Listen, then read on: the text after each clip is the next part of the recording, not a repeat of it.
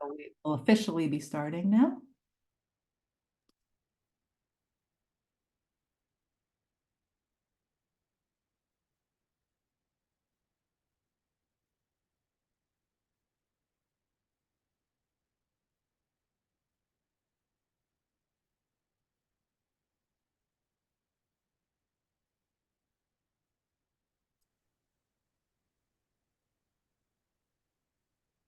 Okay.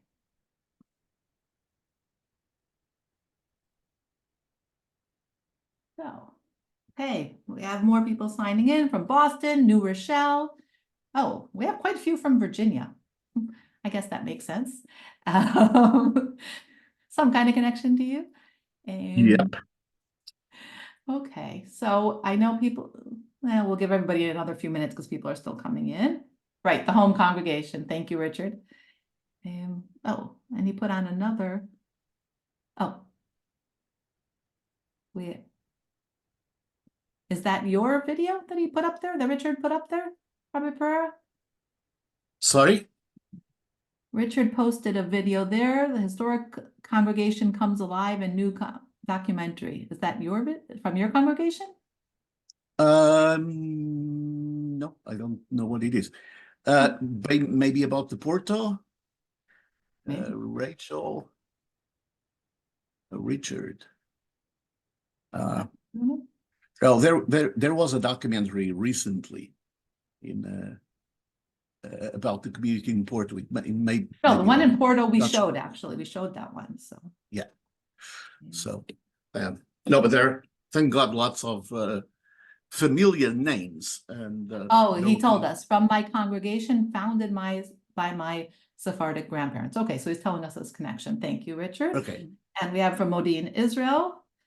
So we're going to start, even though people are still coming in, if that's okay. And I'm going to start a little bit just because I'm signing in from Israel. I know I'm not the only one, and even those around the world, hopefully we come together to think about what just happened a few hours ago, which is to me still unbelievable. If you see the pictures or you heard the sirens, thank God that's all that you heard or saw, because what could, God forbid, have happened could have been so much worse. And we have to remember, and we did debate for a moment whether it wasn't important to continue this talk. And we both, I think, came to the conclusion that this is important. This is our history. And one of the things that I'm looking at now is Abravanel's Haggadah. So Abravanel, who went through this whole time, and yet he still kept this positive Jewish pride, Jewish strength. And it's amazing because he went through the exile. He was kicked out of Portugal. He was kicked out of Spain, and it was just had very difficult life. And each time he pulled himself by his bootstraps and built himself back up. And hopefully that's what we're doing here in Israel too, and around the world. So we're together in this, and we have to stay together. And let's go back in history and try not to think about any parallels or anything, but we have going back into history right now. We're really honored that Rabbi Shlomo Pereira is with us today. He has his own personal connection, as those who were on before we started knows. He is a native of Lisbon, Portugal, and he moved to the United States in 1982, where he lives now with his wife Elisheva in Richmond, Virginia. So we have a bunch of people from Virginia here. Welcome, thank you. And they have 5 children and 8 grandchildren who live in the USA. This is on his bio. And his passions, aside from Judaic studies and economics, include history, in particular, the Iberian Jewish history. And I'm sure we're going to hear that a lot now. Just some technical things. If you have questions, please post them, preferably in the Q&A. If you want to give some information, put it in the chat, but I will be monitoring both throughout. Mostly we'll ask questions at the end. You will have a chance and are requested to please open your cameras after the main part of the talk, because it's nice to see who we're talking to. But during the talk itself, we're going to keep cameras and microphones off, including mine. So please do throw it into the Q&A is open, the chat is open, and I will be monitoring it. So again, thank you, Rabbi Pereira. We look forward to this talk. Okay, thank you. Thank you. Thank you. A couple of preliminary notes before I even start addressing the topic for today. The first is that I just noticed that I have to update my bio because I actually already have 11 grandchildren, not 8. So I have Hi, to Mazal Tov. update. I have to update the bio. And the other thing is, you just mentioned parallels, and you mentioned the past, and I have to tell you that some of the reasons why I have such a passion for history is because history for me is not about the past. Is about who we are, and we are what we remember. We are what we know, and there is so much inspiration that we can get from learning about the past. So that's just my declaration of principles. Now, this said, the topic for today is I want to tell you a little bit about 2 Passovers. Of course, the holiday of Passover is coming up, and we have a number of people in captivity. So this was something that caught my attention. And I wanted to talk about 2 historical examples in Portugal around the 1500s that our people had to deal with, in the sense of having to observe in some way. We have to celebrate freedom. We have to celebrate Passover and their captivity. And specifically, I have in mind Passover of 1497, and then Passover of 1506. They have very interesting characteristics, and there is a lot to be learned, a lot to be said about those events.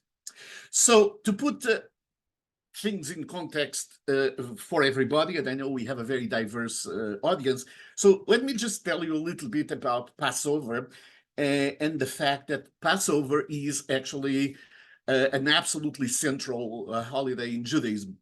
I like to talk about Passover, or I like to think about Passover as the origin story of our people. And it's an origin story in the sense that it presents the biblical narrative, if you want, presents several circumstances, several events that are absolutely critical for we as a people, for how we think, for who we are, and for how we see the present and we see the future. And so the exodus of Egypt is just a part of it. And of course, the very well-known saying, or let my people go, we have to keep in mind that actually this let my people go is just the first part of the verse. It's let my people go so that they may worship me. And we are also reminded immediately of how many times in history we were in similar situations and we were stuck and we wanted to follow our traditions and we were not really able to, as it is the case of these instances that I'll be talking about today. But the Passover celebrates more than the Exodus. It celebrates the beginning of the Jewish people as such, the beginning of the commandments for the Jewish people as such, and it is a march towards something. We were not leaving Egypt. We were leaving Egypt with the purpose of going somewhere else. And that's the revelation, and that's the future, which means that we internalize through all this process freedom. We internalize the idea of hope in the future. So Passover gives us, if you want, in our Jewish DNA, these ideas of freedom, this idea of hope in the future.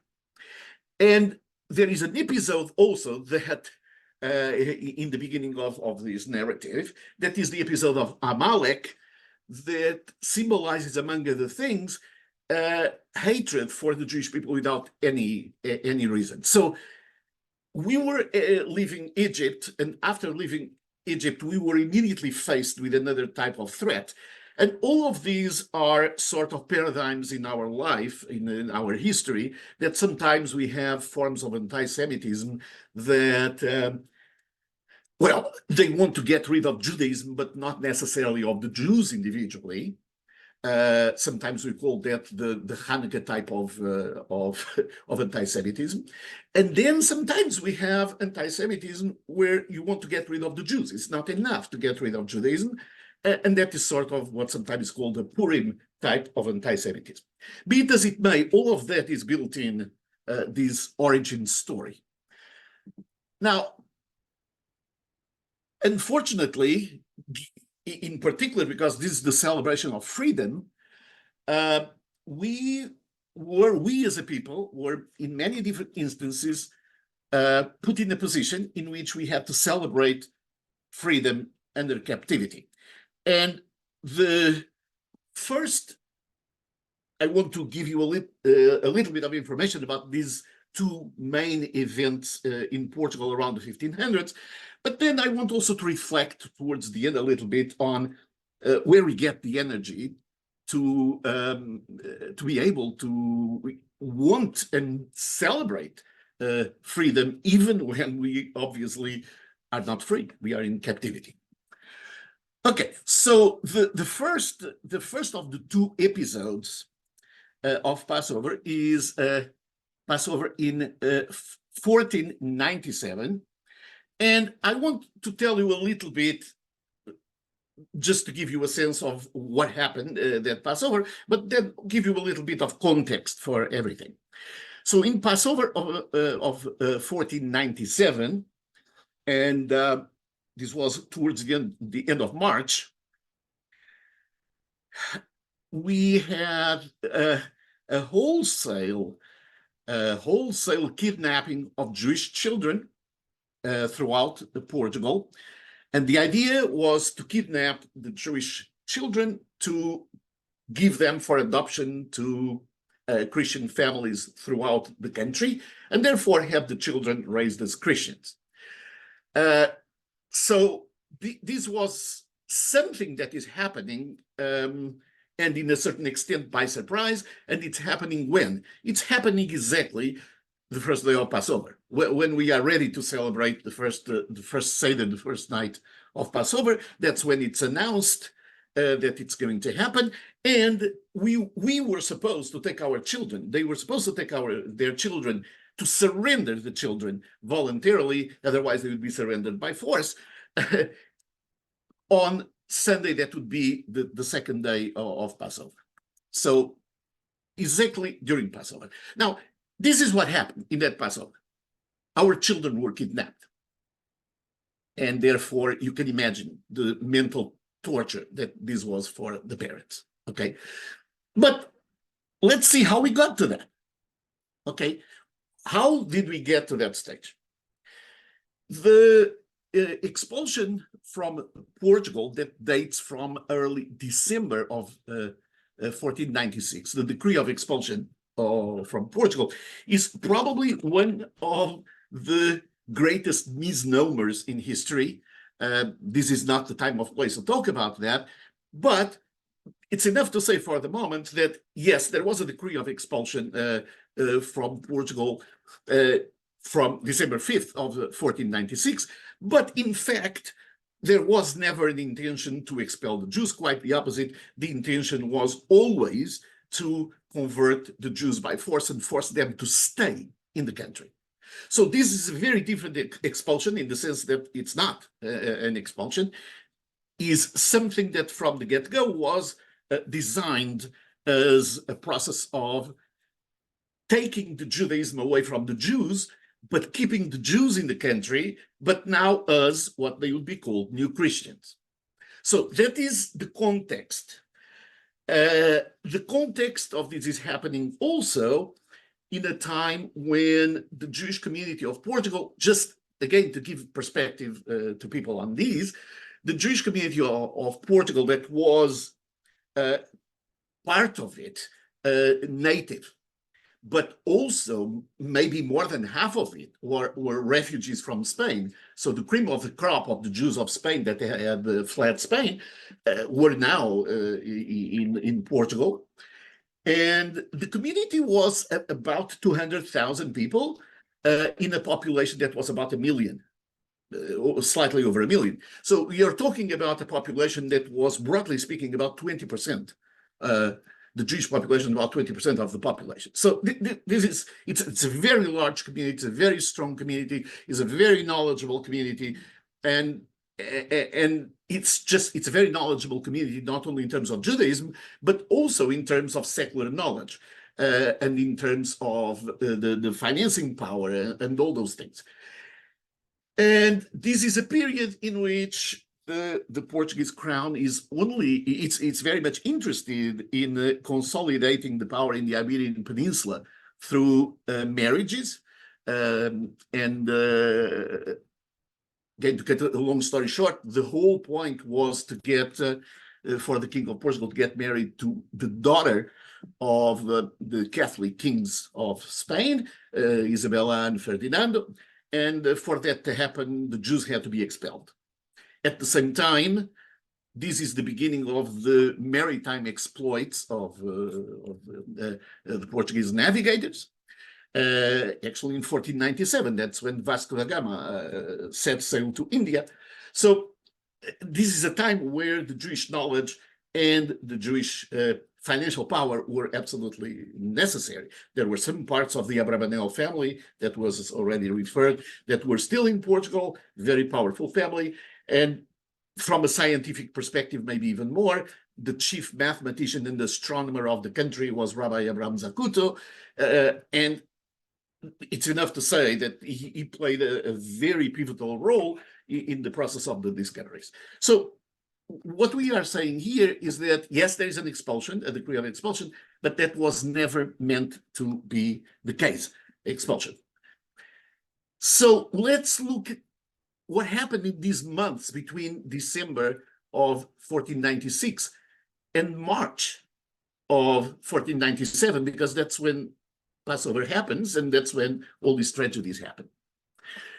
So after the decree of expulsion, just a few days after, the crown issued another decree, very unique, that was a decree of confiscation of all communal property.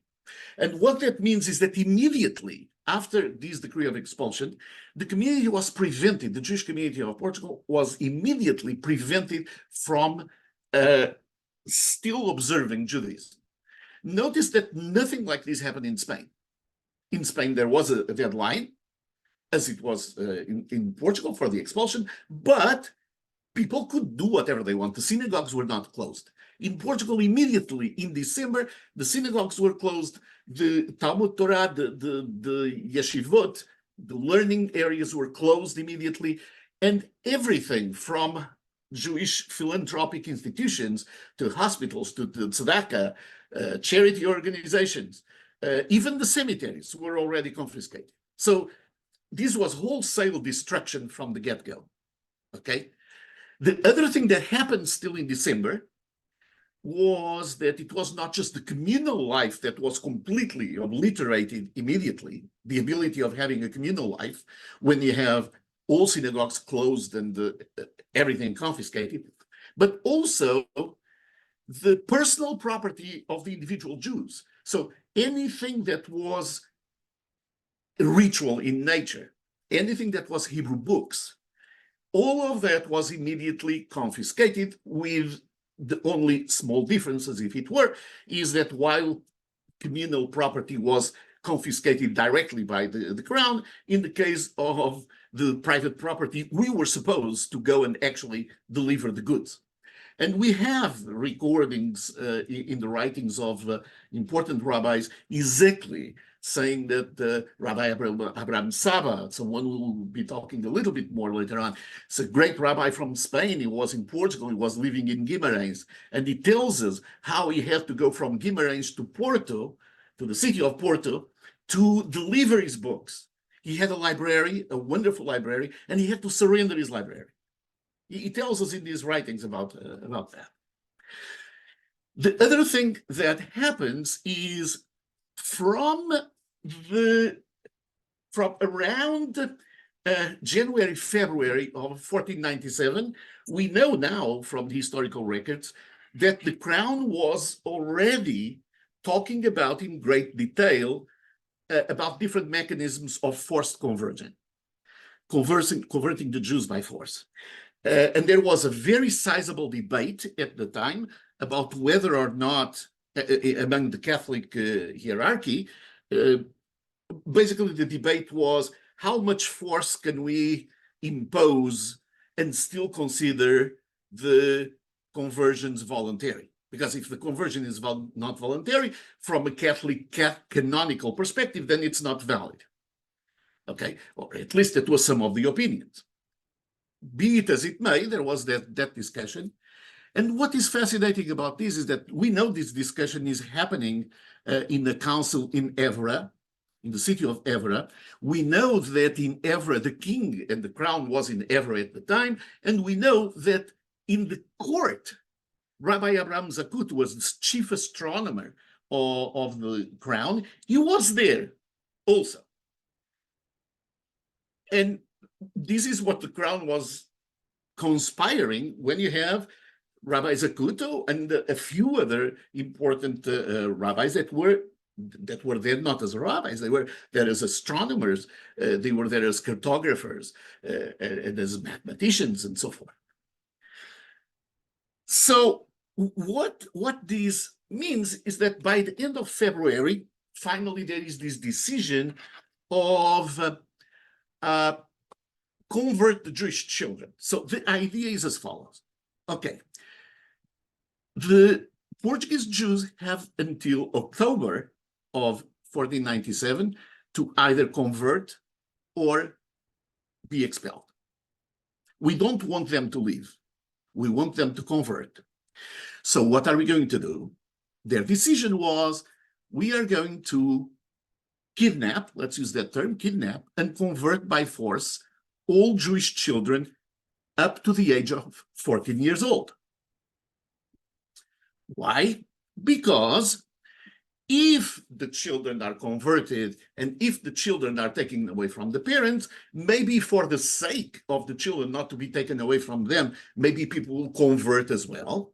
The parents will convert as well. And regardless, the parents will have a hard time to leave the country if the kids were kidnapped and were somewhere else.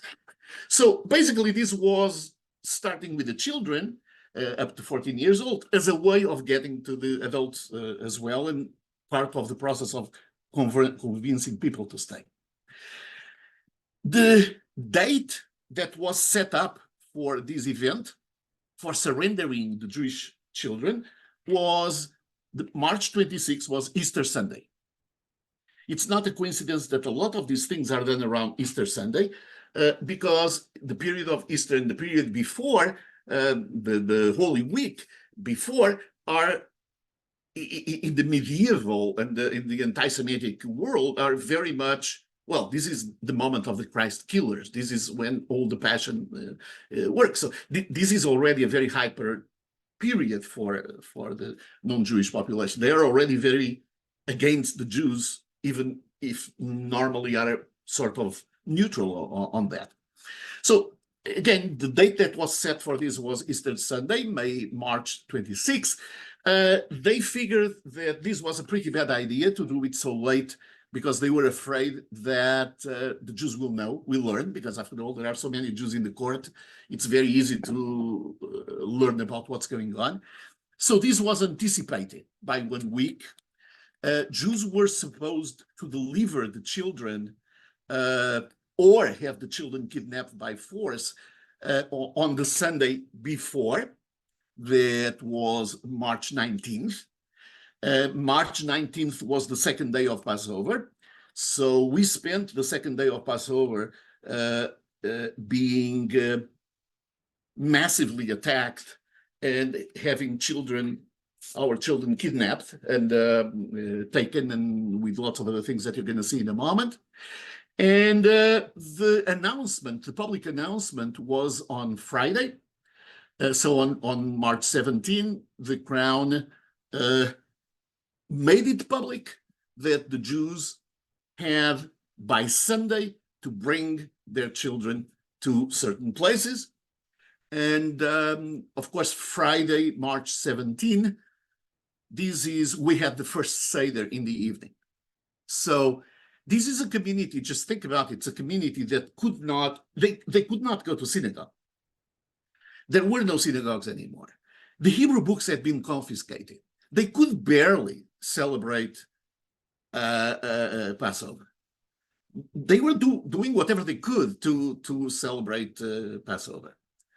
And in the middle of these, you get, when you're celebrating whatever little freedom you have this enormous threat to kidnap the children. It's not just a threat, it was actually a reality.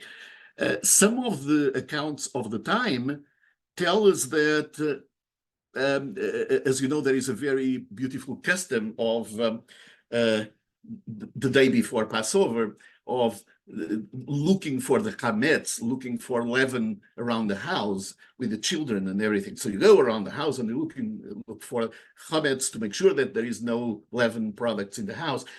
And the thing that's absolutely fascinating is some of the records of the time, they tell us when we were with our kids looking for the leaven around the house, and with little lights and little things to see in every crook, if there was a nook and crook, if there was any little bit of chametz and a little bit of leaven, what the Christians were doing were with little candles and everything else, looking for the little Jewish kids all over the nooks and crooks where we were hiding them. That's what they were doing. They were the same, except that we're looking for chametz and they were looking for our children. The events of the day are described by several chronicles. There are some Jewish chronicles, there are other non-Jewish chronicles of the event, so we have lots of information. The second, I'll start with the second one, is from this Bishop Coutinho. This was a bishop of Silves, and this bishop left not only a lot of narratives about these things, but he was known about one of the people that opposed the forced conversion in all these councils, not as much because he loved Jews, but because he thought that you cannot make somebody Christian by forcing them to be Christians. So this is what Bishop Coutinho writes about this. I saw with my own eyes how many were dragged by their hair to the baptismal font, how a father with his head covered in pain and lamentations accompanied his son and on his knees cried out to the all-powerful, as it was the testimony of father and son, united as professing the Mosaic law, wanting to die as martyrs for Judaism. I saw even more dreadful, truly incredible acts inflicted upon them. So this is the bishop talking. There is another chronicle. Daniel de Goes, this gentleman is one of the foremost historians of the period. He has a whole chronicle of the reign of King Manuel. So it's again a very important, very popular Portuguese historian. I mean, to the point, actually, it's interesting that there is now in the Catholic University of Lisbon, there is a cathedra. Well, there is it's a chair of Jewish studies that is a Damião de Gois, this gentleman, and a Brabanel. So they are both brought up because they were really great symbols of that period.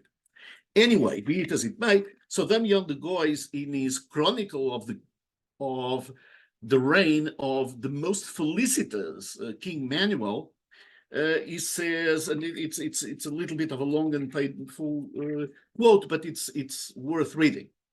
So he ordered all the sons of Jews under 14 years of age to be forcibly taken from their parents, that they might be instructed and initiated in the Christian faith. This could not be executed without causing the most affecting and heart-rending scenes. It was horrid and wretched spectacle to see tender children torn from the arms and breasts of their distressed mothers, fathers who fondly held them in their embrace, dragged about to force them from their arms. To hear the cries, the sighs, the groans, the lamentations, and female shrieks that filled air was dreadful. This action not only caused great terror, mixed with many tears, pain, and sadness to the Jews, but it also caused much astonishment and admiration to the Christians, as no creature supports or would endure being forcibly separated from their children, and in other beings there is almost natural communication of the same feeling, especially among rational beings. And just jumping a little bit in the chronicle, it says the screams of mothers from whose breasts their innocent children were torn, the wails and complaints of fathers, the sobs and cries of newborns carried by force in strange arms. These transformed every city and every village in a stage in which a diabolical and inhumane drama unfolded. The fathers, driven to despair, wandered like demented people. The mother resisted like lionesses. Many preferred to kill their children with their own hands. They suffocated them in their last embrace or threw them into wells and rivers and then committed suicide. So these, mind you, these are non-Jewish chronicles. So this is not biased information in any way. These non-Jewish chronicles. One point that is very important to mention is that this was not an event that affected the anonymous masses. This is an event that affected everybody. It affected the elite of the Jewish people as well as everybody else. Okay? For example, between these events and just the follow-up events, we know that one of the children of Rabbi Abraham Zakutu himself, not Rabbi Abraham Zakut, but one of his children was taken and converted by force, and he stayed in Portugal. And actually, we know that for several generations, there were great medical doctors and great scientists that come from the Zakutu family, who, of course, was not known as Zakutu anymore. They adopted names like Nunes and other things. So Rabbi Zakut, one of his children. Rabbi Abraham Saba also, the one that I mentioned before that had fled from Spain and was in Guimarães, living in Guimarães, and then had to take the books. He takes the books to Porto to surrender his books. Rabbi Saba, he tells us in his writings that 2 of his children were kidnapped and he never saw them again. And he tells us, he writes this, that he pathetically went to even convents and cry out the Shema Israel, to see if either his children or some other Jewish children would be there and would hear this and would come to him. He never saw his children again. Rabbi Shlomo Ibn Verga, who is one of the greatest historians of this period, he was converted by force. He witnessed all of these. He witnessed also firsthand the issues or what happened in the Passover of 1506. He managed to run away from Portugal in 1507, but he was there throughout all this period as a first-hand witness of this, and he had to leave as a Christian, as if it were for a while, at least nominally. Rabbi Levi Ibn Habib, it's a fascinating case. This is from a very distinguished Iberian Sephardic family. And Rabbi Levi Ibn Habib, he was 17 years old when this happened. He was converted by force. He was taken away from the parents. And I know I said he was 17 years old, because what happened was that in their zealousness, the people that were kidnapping the children decided, why 14 years old? Why shouldn't we go a little higher? So we know up to 20 years old, there were plenty of people that were kidnapped, that were not not 14 years old. We're well over 14 years old. And so Rabbi Levi ibn Habib, he was one of the people. He's originally from Zamora in Spain, and he is one of the people that was converted by force, and he lived for some time, maybe a couple of years, a few years, also as a hidden Jew in Portugal. And I'm talking about Rabbi Levi ibn Habib, highlighting this because this rabbi, when he was able to run away from Portugal and he goes to Ottoman Empire and eventually goes to Israel, he became the chief rabbi of Jerusalem, which was basically the chief rabbi of Israel at the time. So this is not small fries. This is big fries that were affected by everything. One of the cases that I don't think that I have stomach to read it to you, but I wanted to mention, and Drora was talking about the Abravanel family. Well, this gentleman, the Abravanel family, was affected also by this.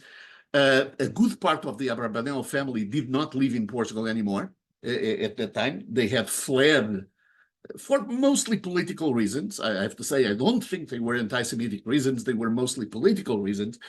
He was too close. The Abravanel family was too close to one of the most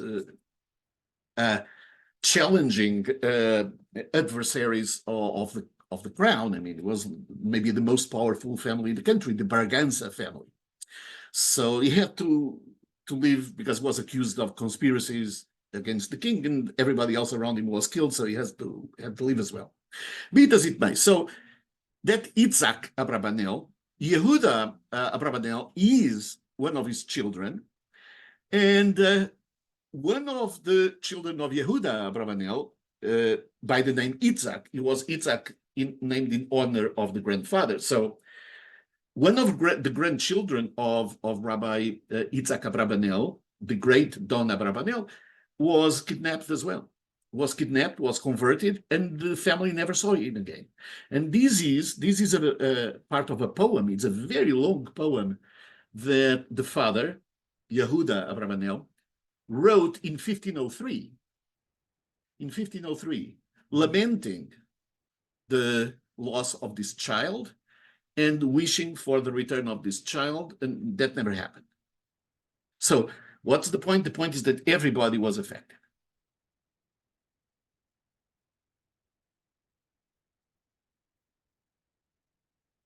So that is the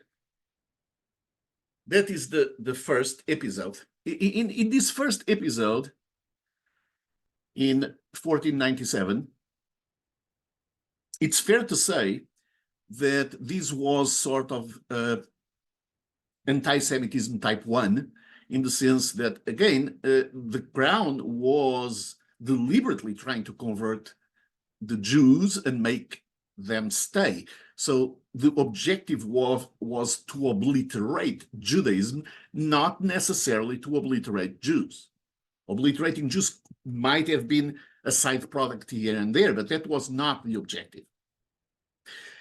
So what follows in 1506, and I'll give you a little bit of background for that, is a much more egregious situation, because what happens is actually the wholesale murder of Jews.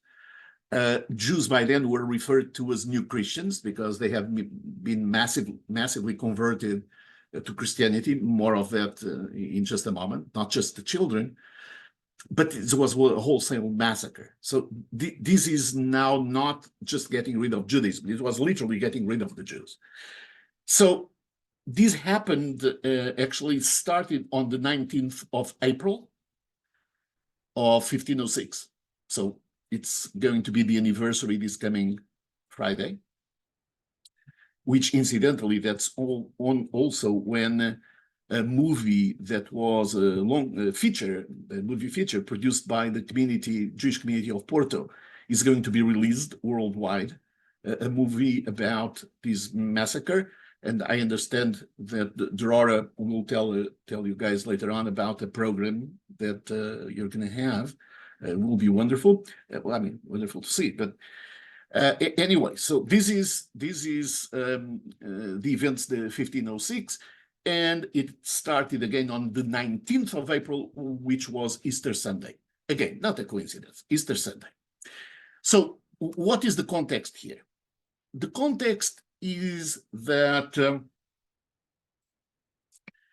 after these forced conversions that we talked about of children and not so children and not so young children in March of 1497, there were other episodes of massive forced conversions of adults, culminating with the forced conversion of maybe 20, 30,000 Jews in downtown Lisbon in the end of October of the same year. So by the end of October, basically, there was no expulsion anymore. What there existed was massive conversion by force of all these people. At the same time, there were some very unique laws that were introduced. There was some regulations that I refer to as the don't ask, don't tell laws, which basically were laws designed to protect, to induce people to convert, but say, well, when you convert and you become Christian, we understand that you don't know too much about Christianity, and we understand that we still know all these things about Judaism, so we are not going to investigate too much what you're going to be doing.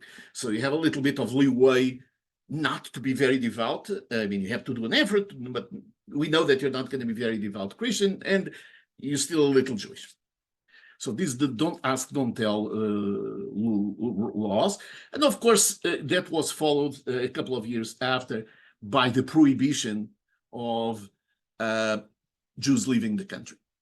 Jews could not leave. Of course, Jews tried to leave by all the means that were available, and they were forbidden to leave. So what you have is literally, if some people talk about open-air prisons, well, this was an open-air prison in the extreme case.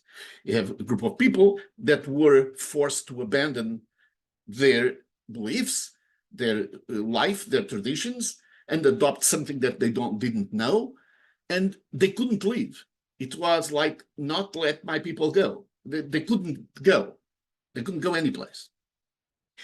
At the same time, what is happening here, that's fundamental for the background of what happens in 1506, is there was a little bit of a side effect of all these measures against the Jews and all these forced conversions. There was a side effect that I'm not sure I don't think the crown realized, but certainly the people did not realize. And that is that now that the Jews were no longer officially Jewish, they were Christians officially, they were not prevented any longer from accessing everything, all positions, all jobs, all activities. There were no restrictions anymore because they were not Jewish anymore. What that means is that you saw in this period, think about this, this is the period where the discoveries, where Portugal is finding the maritime way to India. This is the time when the business, the trade of spices from India and from all that area was controlled. It was a Portuguese monopoly at the time. And it was a very rich monopoly.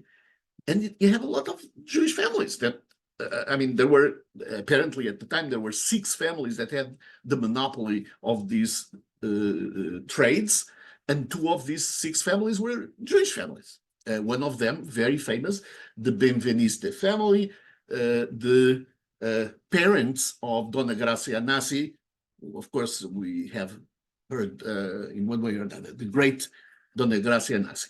So her parents, the Mendes Benveniste family, was one of the families that had the monopoly of the trade. So very wealthy, very, very wealthy. So what you have is this problem that the old Christians look around and see, okay, these new Christian people, these formerly Jews, first of all, they don't know the first thing about Christianity. They come to church, but they don't know the first thing what to do. Second, they still continue doing some of their Jewish stuff because that's what they know how to do in one way or another. And so they didn't change. And to make everything worse, now they have all this power that they didn't have before. This is hatred. For example, the main tax collector in Lisbon, the main tax collector was a guy by the name Mascarenhas, that was his name, his Christian name, was a Jewish guy that made it to the highest possible position, a very hateful position as well. He was one of the first people to be killed in the massacre. So when we get to this stage, if you put together the fact that there was an economic crisis in the country because of weather-related issues, there was in the country this 1505, 1506, there was a plague going on. So the crown actually, they had to run away from Lisbon. They couldn't be in Lisbon. They had to be very far away because of this plague that was going on. So you have a plague, we have an economic crisis, we have some famine and everything. Now, you think with me, whose fault can it be? It can only be the fault of the Jews. I mean, that should be obvious, right? So it's the fault of the Jews. And that year, Passover, the first day of Passover, the first Seder, is on April 8th. Several Jews/New Christians were caught celebrating Passover. They were arrested, despite the fact that there was a promise of letting them do whatever they wanted. They were arrested. The masses were very agitated already. In the meantime, you have the Holy Week, the week before Easter Sunday, that was April 19th. The masses were extremely agitated at that period because here are the Christ killers that continue doing their stuff, even though now they should be Christian. And on April 19th itself, when a bunch of Jews are in downtown Lisbon in a church that still exists today, the San Domingos church is a monastery at the time. They were there and they had the unfortunate idea of denying what the Christians were understanding that was a big miracle, that was some light that was inciting in a statue. And this was obviously a great miracle that was happening. And the stupid Jew said, what do you mean it's a miracle? I mean, you have the light coming from that little opening, the rays of light inside. I mean, what's the story? It's no miracle. Well, he paid with his life for that, and that triggered a massacre that lasted until Thursday. So it went from Sunday to Thursday. About 4,000 Jews, New Christians, if you want, were killed, were slaughtered. And they basically stopped only when there was no more people that they could find to kill, because in the meantime, people ran away. I want to make sure we have time for questions, so I'm just asking you to wrap up. I want to make sure we have time for questions. Yes. So just read a couple of things here, and then I'll wrap up. So a couple of accounts. There are several accounts also of these. And so Rabbi Shlomo Ibn Verga, that's on that page, next page. He's an eyewitness. He actually was there. It's an eyewitness of everything. And he says that towards the end of this, so they say that they would drag and bring the Jews to the street and they would burn them. They would throw pregnant women from windows and receive them on the arrows of spears, the fetus falling several feet away, and similar other cruelties and abominations which is not worth in recount. And exactly the same thing is said is by other people. This Itzhak ibn Faraj, he says that they burned people in the streets of the city for 3 days on end, until the bodies were consumed and became ashes. I stole from the fire 1/2 of a burned head of a dear friend of mine, and I hid it. I kept it, and I brought it to Valona, it's in Albania, and buried it in the Jewish burial place. So this was pretty gruesome, and actually I'm sure that you can see some of the parallels with some more recent events. Now, just very briefly, so that we really do have time for some questions. In the middle of all of these, it's incredible that the Jewish people had the strength of trying to observe Passover, because we are trying to observe Passover when the community is dismantled in 1497. We are trying to observe Passover after having been converted by force. And it's important to note that the strength to do this, in the good part, comes from Passover itself. The holiday of Passover is arguably the most widely observed Jewish holiday. Statistically speaking, it's the most widely observed. And the celebration of Passover focuses a lot about the past, but it's actually about the future. And if you read in between the lines, it's everything about redemption. It's everything connecting, not just with the old redemption, but looking towards the future. And it's a message of hope, even in the most incredible conditions, that there will be a better future. And that message of hope is crystallized with we ending the Seder meals with L'Shana Abba B'Yerushalayim. Next year in Jerusalem. Next year in Jerusalem. That's it. Next year will be peace. Next year will be in our own country. So the message of hope comes from Passover itself. And I want to conclude by reading you a brief excerpt that is an absolutely incredible excerpt and very timely, given what is going on in Israel these days. And this has to do with the following thought. The expulsions and the forced conversions and all these things that we are talking about, in theory, they apply to Jews and Muslims. They apply to Jews and Muslims. In reality, Muslims were not affected by this. Jews were, Muslims were not. This historian, the official chronicle of the king, Damian de Gois, he writes as follows. This is what he writes. Very telling. As for why the king ordered the children of the Jews and not the Moors, the Muslims, to be taken, it can be said that both were expelled from the kingdom for not wanting to receive baptism and believe in the Catholic faith. But the reason for taking the children of the Jews, but not of the Muslims, was because it would not cause any harm for other Christians spread throughout the world, since the Jews do not have kingdoms, lordships, cities, or towns due to their sins. The point is, you could do that with Jews, but not with Muslims, because we didn't have our country. We didn't have our place. We didn't have a safe haven. We didn't have a place where we are in charge. We were powerless. And this is with the greatest humility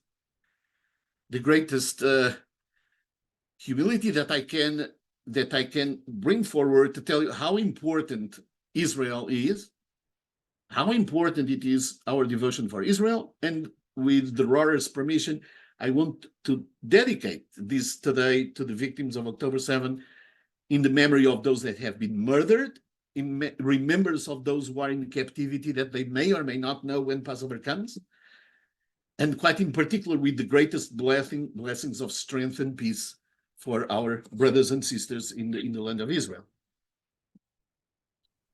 Amen. Thank you.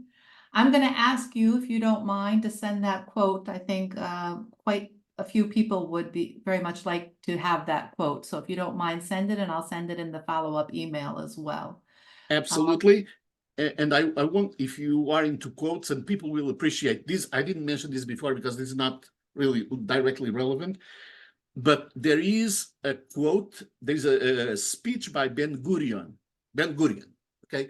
A speech by Ben-Gurion before the beginning of Medinat Israel is actually his deposition to the Peel Commission in the 1930s, where he talks about Pesach, he talks about Passover, and he talks about how important it is in the identity of the Jewish people and everything.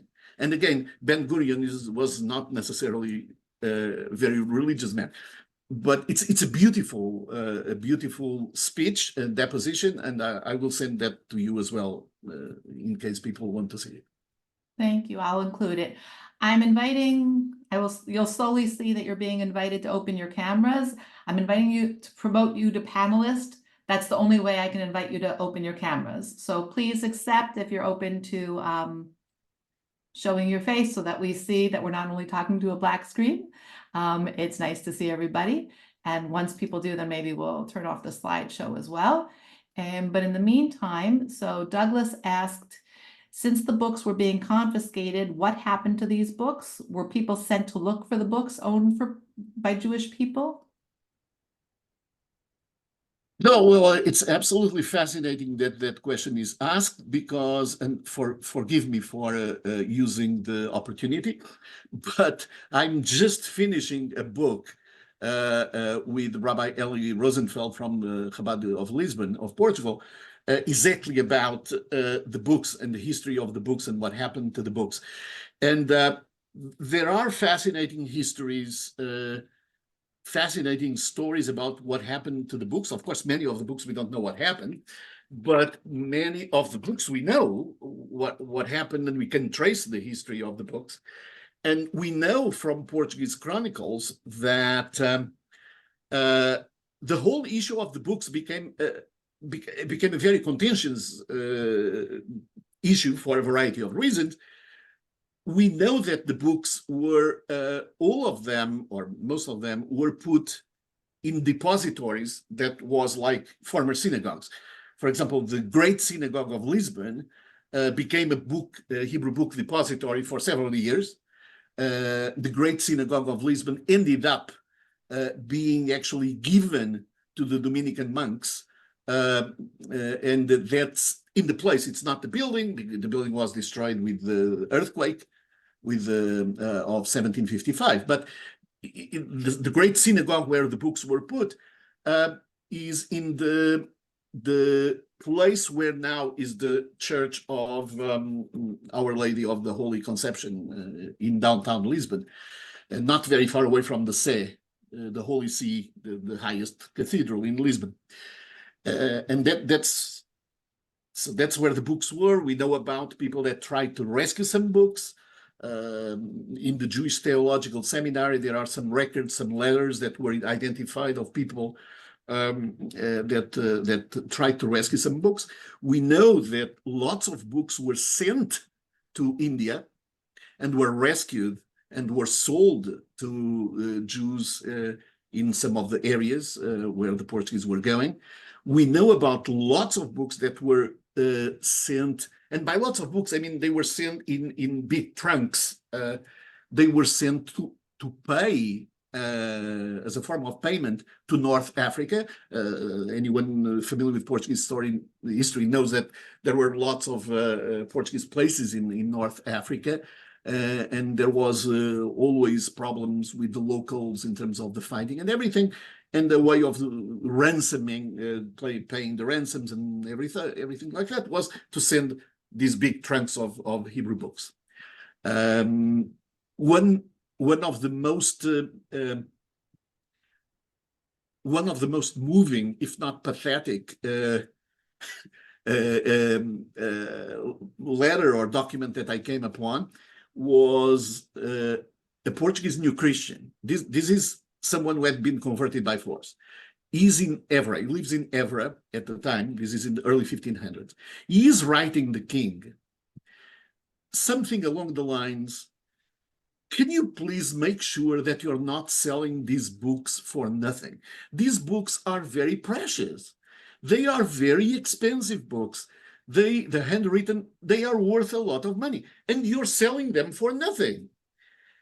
And it's like, obviously this Jew is not concerned that the crown is losing money, but just looking at precious books being sold wholesale for peanuts, it was just heartbreaking. So anyway, lots of incredible things happening to the books. Thank you. And somebody asked if, Marianne asked if, would any of the books have been placed in the university library at, I'm not going to pronounce it, Coimbra. I don't speak Portuguese, sorry. Spell it again. Coimbra? Coimbra. Now, that's very interesting. And again, I'm just going to ask you if you can close the screen, because hopefully people can open their close the screen. Okay, give me a second. Stop sharing. Okay, there we go. So this is very interesting. There are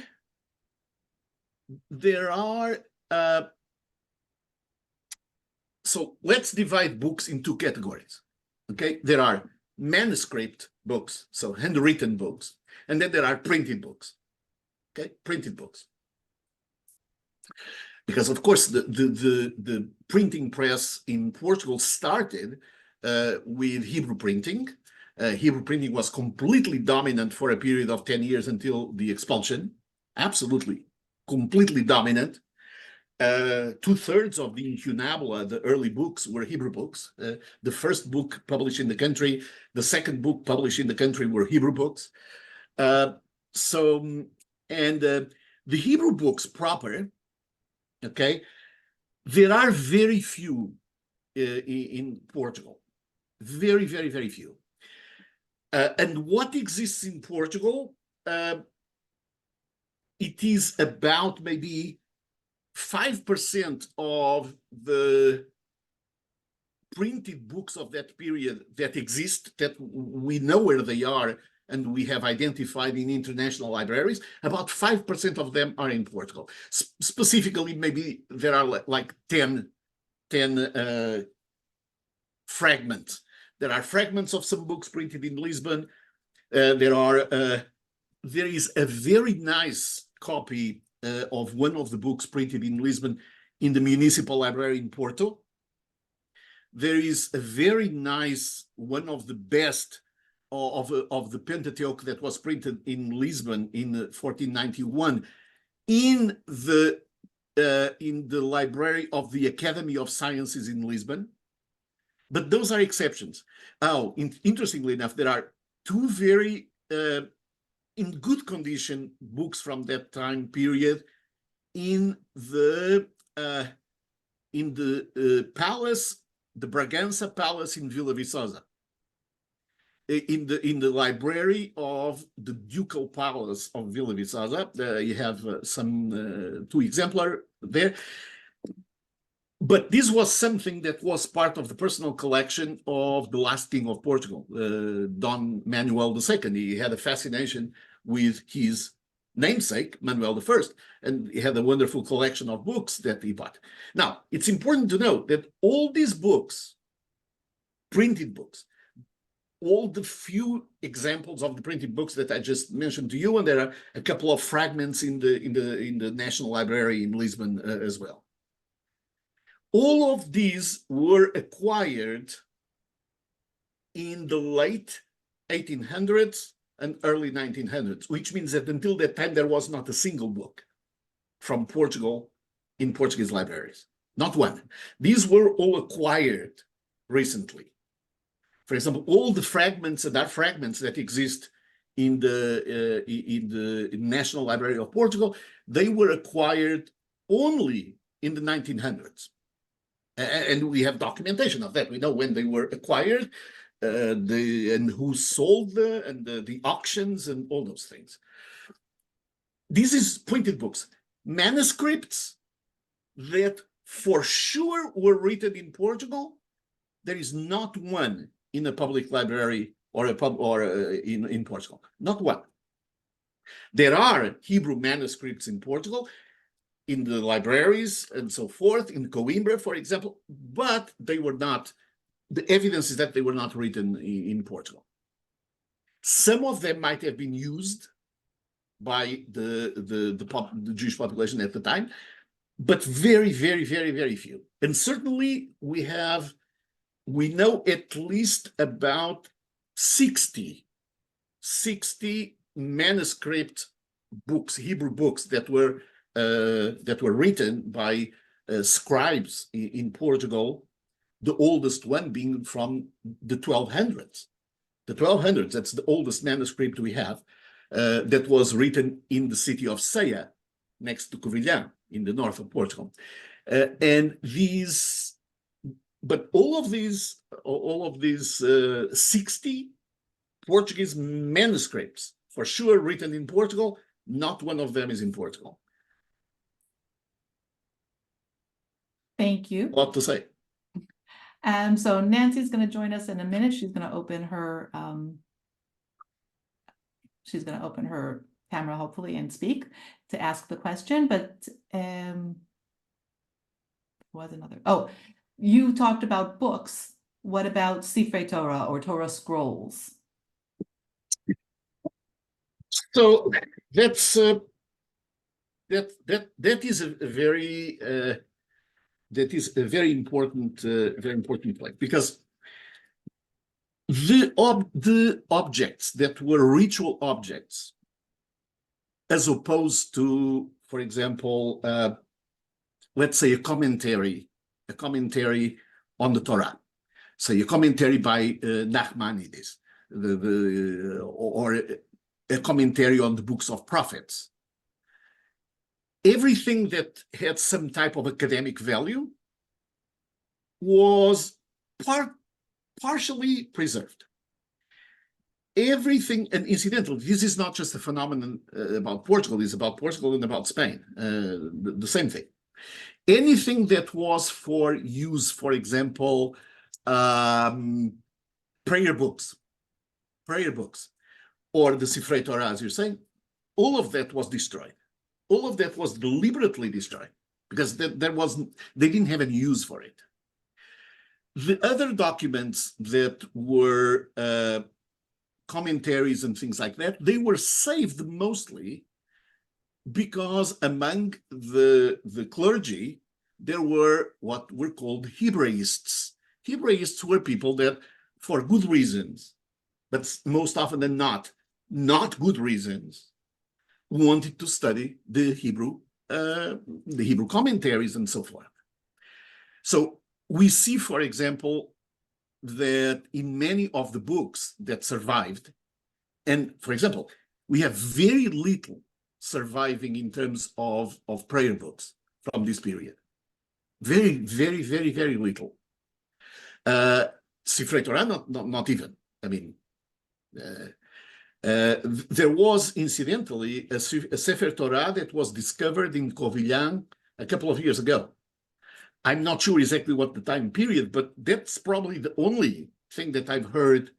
And it was discovered by somebody that was building and found it inside a wall. Okay, this is something that happened within the last 5 years. I'm not sure exactly what happened to that Sefer Torah, but that's the only time that I heard about anything. One other thing that's interesting is that the books, both manuscripts and printed books, throughout time, people would make notations on the books. People would very often write their names. Say, this is the property of.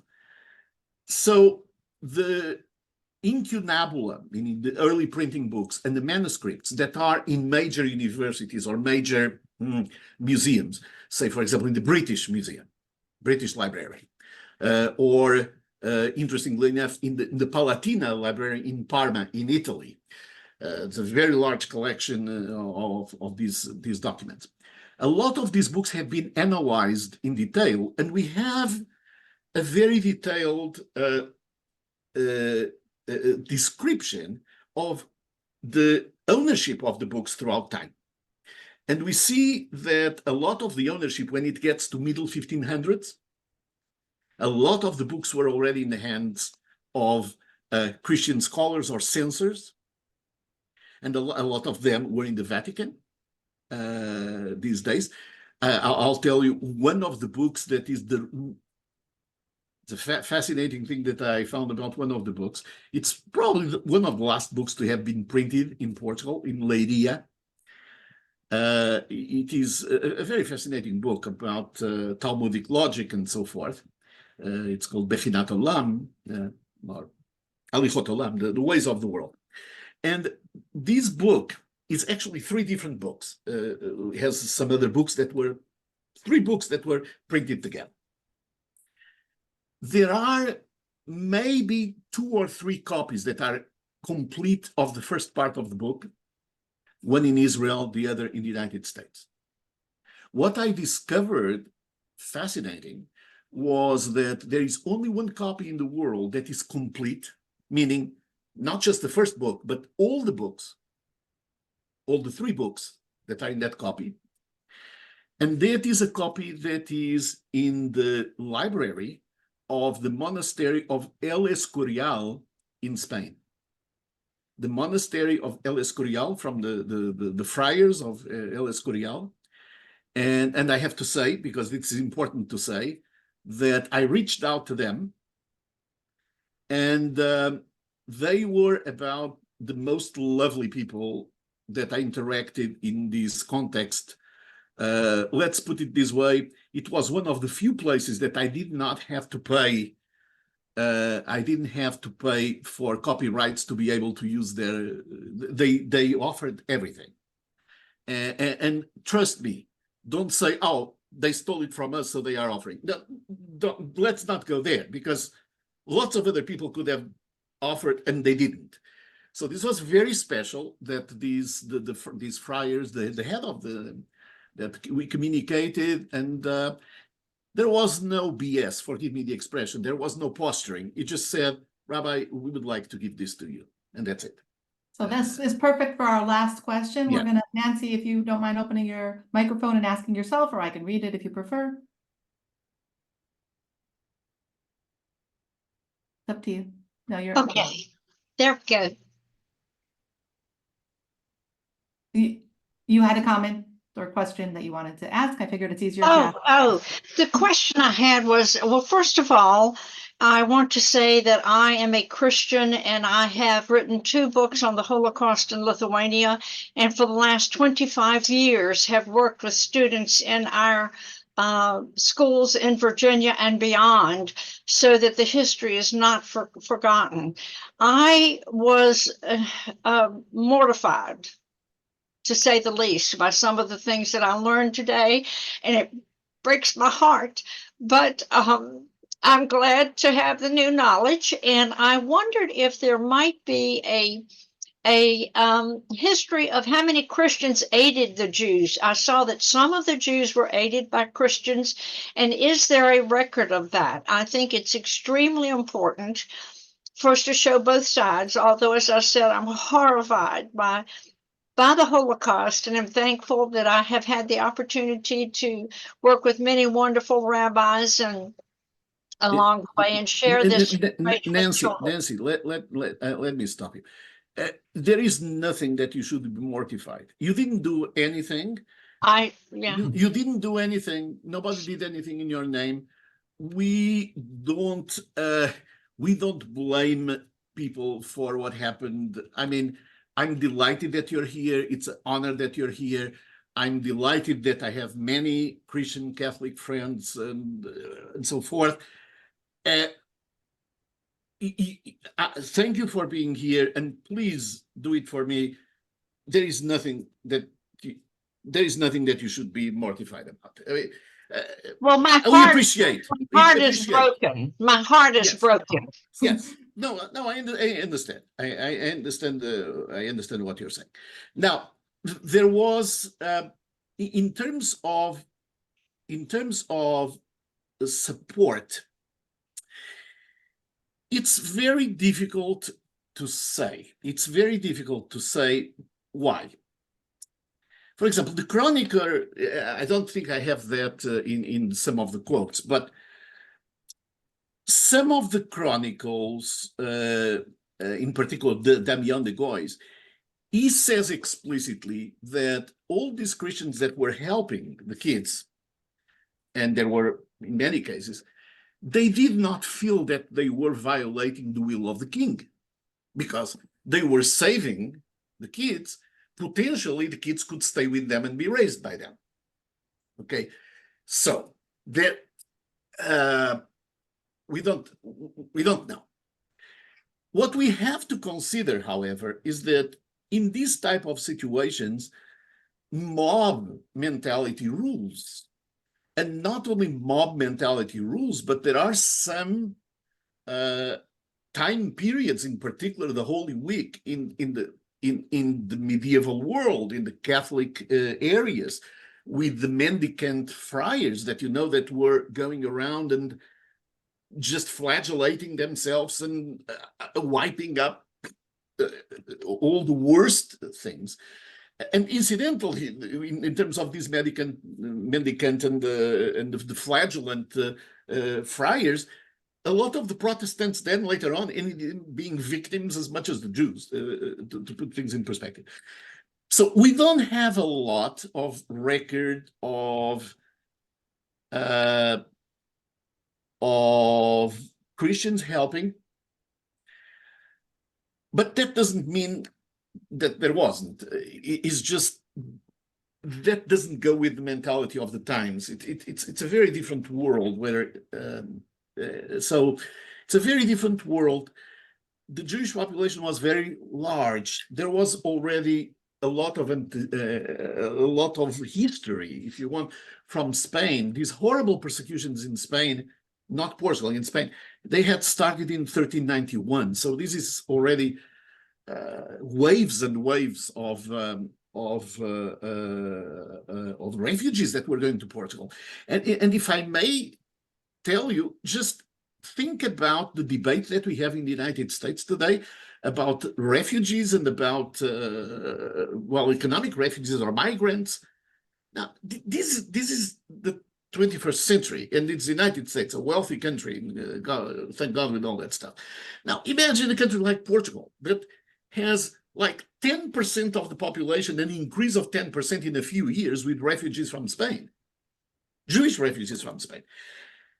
I mean, we have to understand how challenging those things are. So I'm not excusing anybody, mind you, but I'm just saying that it's understandable, given the circumstances, that there was not a lot of support. So that's my take on it.